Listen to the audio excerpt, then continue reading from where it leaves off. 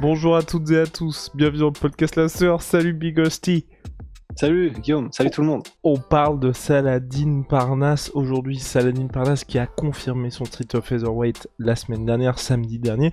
On voulait en parler parce que oui, le cas Saladin Parnasse est intéressant, car selon toute vraisemblance, il a re-signé au KSW, il a même fait une sortie sur Twitter pour expliquer les raisons de ce choix d'être toujours au KSW, et du fait que pour lui c'est quand même important d'être très bien traité, bien payé aussi par l'organisation, et qu'au KSW, même si ça peut paraître assez exotique comme organisation pour certaines personnes, il est main event dans cette organisation-là, qui est l'une des plus grosses en Europe, et dans un énorme marché aussi, donc ça a vraiment son importance pour celles et ceux qui ignoraient ce que signifie KSW dans le paysage du MMA. Rusty, on lance le générique ? Ouais. Let's go. Soit.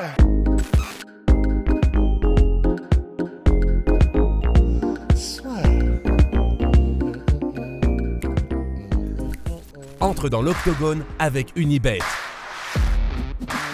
Qui sera le vainqueur du combat? En combien de rounds?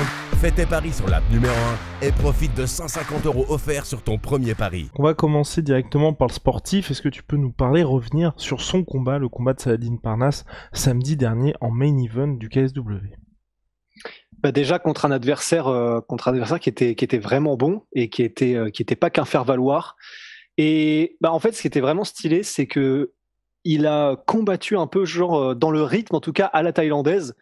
Et il a parfaitement géré son match de championnat, en fait, dans le sens il a commencé très tranquille, et les deux premiers rounds, à part la fin du deuxième round, les deux premiers rounds, vraiment il y va mais tranquille, il utilise quasiment pas ses mains, il a juste commencé à, spoiler alert d'ailleurs, c'est ce qui réussira à terminer le combat, à poser ses low kicks, à matraquer un peu les jambes et le corps de Rutkowski, de son adversaire. Donc des deux premiers rounds plutôt calmes, et en gros on sentait qu'il était plutôt attentiste, dans le sens, voilà, il attendait de voir ce que pouvait proposer un peu Rutkowski. À chaque fois que Rutkowski avançait, il engageait pour coller, il engageait en clinch, donc il y a eu pas mal de temps en clinch contre la cage. Donc probablement une stratégie pour essayer justement de fatiguer un petit peu plus musculairement Rutkowski, sans doute. Et troisième et quatrième round, en fait, vraiment, tu vois, on sent qu'il y a eu un crescendo, en fait, de round en round. Et troisième, quatrième round, vraiment là, par contre, voilà, on était dans le combat. Il avait son rythme. Il avait commencé à prendre son rythme. Il commençait à claquer les combinaisons en pied-point. Il était beaucoup plus assuré. Il y allait. Et puis voilà, on sentait que de plus en plus, c'est lui qui s'imposait, qui s'imposait en patron. Et le finish, qui est parce qu'il a terminé donc son adversaire par soumission au quatrième round, et le finish vient de tout son travail au préalable en low kick, où clairement, vraiment, c'était vraiment autoritaire dans la manière de kicker de Saladin au fur et à mesure du combat. C'est pour ça que je dis vraiment à la thaïlandaise, parce qu'ils ont l'habitude de faire un peu la même chose et d'y aller crescendo dans un combat. Vraiment, tu sentais que ils étaient forts dès le début, les low kicks et les middle, mais au fur et à mesure du combat, vraiment, il y avait volonté de péter les jambes de Rutkowski, quoi. Et à un moment donné, c'est la classique. Il est passé de low kick, middle kick à high kick sans prévenir, et il a mis Rutkowski knockdown calmement comme ça. Il était dans le mal, et puis s'en est suivi des scrambles, il s'est relevé contre la cage. Mais ça, c'est un autre truc qu'il fait, mais il le fait tout le temps magnifiquement, Saladin. Quand il a des adversaires contre la cage et qu'il a un petit peu le dos, qui est dans une position avantageuse, ses tripes et ses manières de mettre au sol l'adversaire en se retrouvant directement dans une position avantageuse, franchement, c'est magnifique ce qu'il fait. Et donc là, c'est ce qu'il a fait. Il s'est retrouvé dans son dos, il a terminé son gars. Franchement, propre note sur bavure.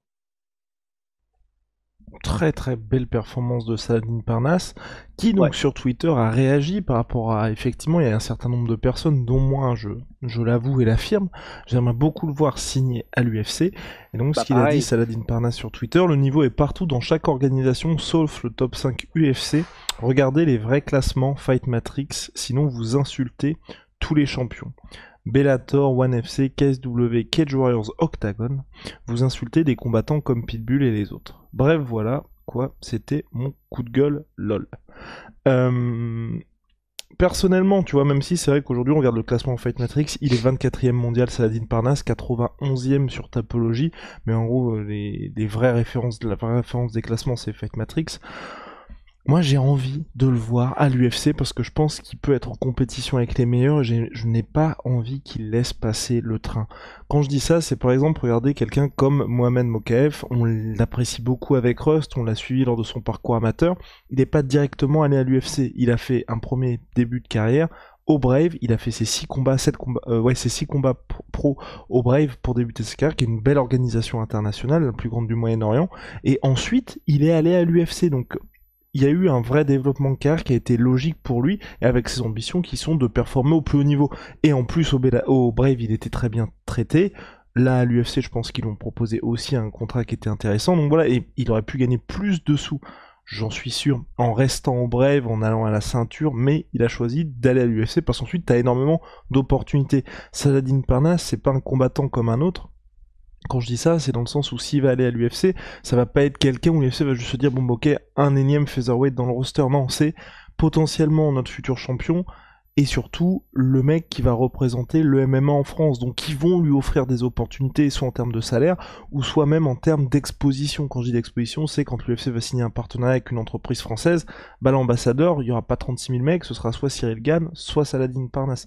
Au regard du... Et puis Nassourdine, parce que oui, et Nassourdine Imavov, parce qu'aujourd'hui c'est eux qui sportivement et puis même au niveau beau gosse représentent quelque chose d'hyper intéressant pour les marques. C'est important, ça Saladin, vous regardez entre physiquement son sourire et tout, au-delà des capacités sportives, il a ça aussi pour lui. Et c'est pour ça que moi je trouve dommage quand on a un tel potentiel de rester uniquement au KSW. Je trouve que c'est très très bien le KSW, il y a pas à dire, mais avec Saladin Parnasse, on a quelqu'un qui peut vraiment faire, pas dire changer le sport, mais qui peut faire un truc de malade pour le MMA mondial. Et ce serait dommage de passer à côté, ou alors qu'il arrive en ayant peut-être fait 2-3 années de trop au KSW. Le cas Solditch, pour moi, il est complètement différent parce que c'est quelqu'un qui a eu une éclosion un petit peu plus tardive, tu vois. Mais par contre, le cas Gamrot, il a un petit peu forcé son départ du KSW. Et pour moi, il est arrivé un tout petit peu tard au KSW. Là aujourd'hui il rattrape le retard, mais tu vois, il aurait pu arriver peut-être 3 ans avant. Là aujourd'hui il aurait eu la même ascension. Ouais, bah, je suis d'accord. C'est vrai qu'en fait, sûrement que là, dans son nouveau contrat, il est mieux payé par le KSW par contrat que s'il avait signé à l'UFC. Ça, c'est quasiment une certitude. Et d'ailleurs, c'est probablement l'attrait principal pour Saladin du KSW, c'est que c'est vrai, là, et c'est aussi, les combattants veulent gagner leur vie, quoi, veulent se mettre à l'abri, mettre leur famille à l'abri. Donc, c'est sûr, il y a une part importante du choix des décisions qui sont prises, qui est monétaire, qui est financière, pardon, c'est sûr. Maintenant, je suis assez d'accord, en fait, sur le long terme, les opportunités qui sont ouvertes quand tu dis que tu es combattant de l'UFC, quand tu es dans le roster de l'UFC, sans compter clairement la médiatisation, même en France, qui pourtant, voilà, on découvre le MMA, vraiment à grande échelle. Les gens commencent avec Cyril à tu sais, vraiment à découvrir un petit peu ce que c'est, à comprendre que MMA, UFC, c'est pas la même chose. Donc c'est encore dire où on en est, quoi. Pour la plupart des gens, ils font de l'UFC, tu vois, ou je connais un gars, il fait de l'UFC, tu vois. Et le truc, c'est qu'ils sont tellement, tellement devant l'UFC que c'est vrai. Là, même si tu es moins bien payé au départ, ce que tu te crées en termes d'image et d'opportunités quand tu es à l'UFC, il y a tellement rien à voir qu'effectivement, j'aurais peur que le calcul soit... Ça dépend pour combien de temps il a re-signé, mais que le calcul d'aller à l'UFC pourrait être quand même plus favorable, même à moyen terme, en fait. Et c'est pour ça que ça dépend. Là, si ça se trouve, il a re-signé pour, je sais pas, peut-être 2 combats, 3 combats, et dans ces cas-là, il va peut-être défendre une fois sa ceinture, aller chercher le titre lightweight, défendre le titre lightweight ou encore le titre featherweight. Et si tout se passe bien et qu'après ça, il va à l'UFC, il nous aura peut-être prouvé tort à tous les deux et à tous les détracteurs. C'est possible aussi, tu vois. Ça se trouve, le calcul est le bon. Ils sont en train de faire ça bien. Et une fois qu'ils auront vraiment qui seront à 6-7 victoires d'affilée depuis la défaite contre Torres, là, forcément, ils vont arriver à l'UFC en tant que, regardez où on en est, double champion, etc. Grosse série de victoires. Et peut-être effectivement que le levier sera meilleur auprès de l'UFC. pour en plus commencer avec un meilleur salaire parce que par exemple, même Paddy Pimblett, qui a pas dû avoir un contrat normal, bah, il se plaint déjà. C'est ce que c'est pas assez Saladin Parnasse lucratif. a expliqué aussi dans son tweet. Oui. Dans Voilà. un autre tweet. Mais comment dire, et donc voilà, il n'y a pas de mais d'ailleurs dans cette réflexion. Effectivement, peut-être aussi que c'est eux qui ont peut-être que c'est Oui, nous non, qui c'est nous une autre trompons, stratégie. et C'est une autre ouais, c'est ça. stratégie qui veut dire quand t'arrives avec l'UFC, t'arrives où clairement là t'es dans une situation où ils ne peuvent pas te refuser telle somme d'argent ou telles exigences de ta part. Mais C'est juste que moi j'ai un peu peur en fait. J'ai peur de l'accident, j'ai peur c'est de. ça. J'ai peur de l'accident aussi. J'ai peur comment. Pour moi, la situation a été différente si Saladin avait été un peu comme Mansour Barnaoui. Où Mansour Barnaoui, tu vois, on espère qu'il va signer à l'UFC, mais il a Ouais. déjà fait beaucoup de choses et il est à un âge mature, on va dire. Donc il n'y a pas ce côté, le temps presse avec Saladin Parnasse, il y a des choses qui peuvent être faites en termes de précocité dans le sport, Ouais. tu vois. Et donc c'est dommage de se dire que quelqu'un qui a 24 ans aujourd'hui arrive à l'UFC, par exemple, à 28 ans. Il y aura eu Ouais. 4 années où on aurait pu l'avoir à l'UFC, il y aurait pu avoir des défaites à l'UFC ou même des accidents à l'UFC, mais tu restes dans le mix de l'organisation qui a le plus haut niveau et qui est la plus prestigieuse. Donc c'est pour ça que moi, tu vois, c'est ces 4 années qui sont pas le prime, parce qu'ensuite il y a 28 à 32 ans, et puis surtout, on rappelle, Saladin, il a commencé très très tôt, donc on sait pas non plus ce qui va se passer au niveau des blessures. On le voit, il y a beaucoup de combattants qui commencent très tôt, qui vieillissent pas de la même manière de ceux qui ont une arrivée un petit peu plus tardive en MMA. Ça m'embêterait que ces meilleures années ne soient pas à l'UFC. Ouais, pareil. C'est pour ça que bah, je suis curieux de voir quelle est la Ou alors des longueur du gros contrat fights. ou quoi, mais Ou alors des gros fights. Ça aussi, en fait, c'est au l'autre truc. KSW. Ouais, en fait, ou sinon, je veux pas le voir juste faire des défenses de ceinture normales, tu vois. J'aimerais bien qu'il y ait, ouais, c'est ça. je sais pas si c'est possible, mais justement, tu vois, un champion de l'Octagon MMA contre le champion du KSW avec Saladin. Enfin, en gros, Genre qui rase l'Europe, quoi. voilà, c'est ça. S'il reste au KSW, qu'il fasse des trucs où on fait, ah oui, d'accord, en fait, là, voilà, Mais quelque chose j'imagine que c'est le d'exceptionnel plan. à la Je hauteur de pense que son c'est le plan. talent. Oh, Déjà, je pense ok. que le plan, c'est la ceinture lightweight, Oui, évidemment. j'imagine, tu vois. Donc, ceinture lightweight. Après, effectivement, il faudrait qu'il y ait un gros prospect ou tu vois, l'équivalent de ce qu'était Gamrot, mais avant qu'il parte à l'UFC et qu'aurait dû affronter Saladin. Mais ouais, un combattant, que ce soit lightweight ou featherweight, ou ou le MMA mondial est en mode, lui, c'est genre un des plus gros prospects européens et le mec est un monstre, etc. Et bah, qu'il affronte Saladin, que Saladin le batte. Et là, c'est vrai que si les 2-3 combats qui viennent, c'est ça, genre combat en lightweight, combat contre un autre monstre featherweight lightweight européen, et puis défendre la ceinture lightweight, tu vois, si c'est ça, et si c'est ça le plan, franchement, c'est vrai que ça a de la gueule aussi, quoi. Mais voilà, c'est. Parce que tu vois, on pourrait nous rétorquer aussi, bah oui, mais regardez, Michael Chandler, qui a probablement été traité comme un roi au Bellator pendant toutes ces années, il a fait son beurre, il a été probablement très bien payé au Bellator, il arrive à l'UFC et ça devient instantanément une star. Donc ça se trouve, tu vois, le camp de Saladin Parnasse, c'est ça qu'il voit aussi, et bah, pourquoi pas. Mais en fait, la différence, et je suis d'accord avec toi, c'est surtout que il est tellement jeune, Saladin, qu'il y aurait vraiment des trucs à faire pour marquer l'histoire du sport, en tout cas du sport français au moins, et ce serait dommage de passer à côté, c'est là où je te rejoins. Et c'est le Bellator. Et c'est le Bellator, et deux, Michael Chandler est parti du Bellator, il n'était plus champion. Là, aujourd'hui, ce qu'on voit, c'est par exemple des AJ McKee, il fait un run victorieux, il est extrêmement jeune, il commence déjà à parler d'UFC, à dire pourquoi pas faire ce genre de choses.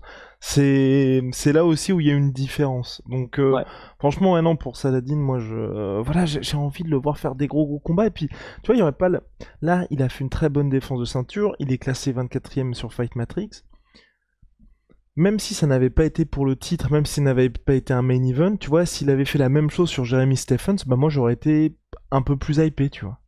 Ouais, bah ouais, c'est sûr. Bah, c'est ça le truc, c'est que s'il était dans le roster UFC, bah tout devient possible. Et donc forcément, chaque combat, en gros, là c'est comme s'il était dans un monde séparé en fait. Et c'est ça qui est frustrant, c'est que quoi qu'il fasse dans ce monde séparé, bah il y a une barrière, quoi. Il y a un enclos. Tandis qu'effectivement, quoi que tu fasses à l'UFC, genre Mokaev, il arrive, il a 21 ans, il vient de battre un mec que personne ne connaît vraiment, Cody Durden, mais tout le monde est déjà en mode, bah ouais, mais là, tout est possible dans 2 combats. Enfin, tu vois, t'es dans le pool, t'es dans la piscine où il y a tout le monde qui joue en fait quoi. Bref, voilà, Bon. donc c'était pour le cas Saladin Parnasse. N'hésitez pas à nous apporter vos retours sur ce sujet-là, parce que c'est vrai que nous, on est Ouais, toujours ouais, à vraiment. fond derrière nos combattants français. Il y a deux... Faudrait qu'on fasse Oui, un vas-y. sondage aussi. Un sondage où on demanderait aux gens est-ce que pour vous il doit aller à l'UFC tout de suite s'il le peut, ou est-ce que rester est la meilleure solution. Je serais vraiment curieux d'avoir l'avis de la majorité des gens. Ouais, c'est clair, ouais, non, faudrait qu'on... Ben oui, bah on va mettre ça en place, Big Rusty. On va faire ça, mon gars. Et sachant que de toute façon, il y a toujours deux philosophies différentes. Hein. On se souvient de Mansour Barnaoui qui nous a dit que lui, son objectif, c'était justement de récolter toutes les ceintures mondiales et ensuite d'aller à l'UFC, et qu'il n'y avait pas ce goal en tête de l'UFC. Peut-être que Saladin Parnasse, au fil des années, il a aussi évolué. Il se dit, bah, je suis très bien en KSW. L'UFC, ça arrive si ça arrive. Mais je peux aussi rester dans cette organisation-là qui me traite extrêmement bien. Mais après, moi, j'aimerais bien aussi voir Saladin combattre en France. Hein. Ce serait pas mal. Big Rusty, on en a terminé. Big shout out my sweet pea, my sweet protein. Moins 38% sur tout my protein avec le code LASSEUR.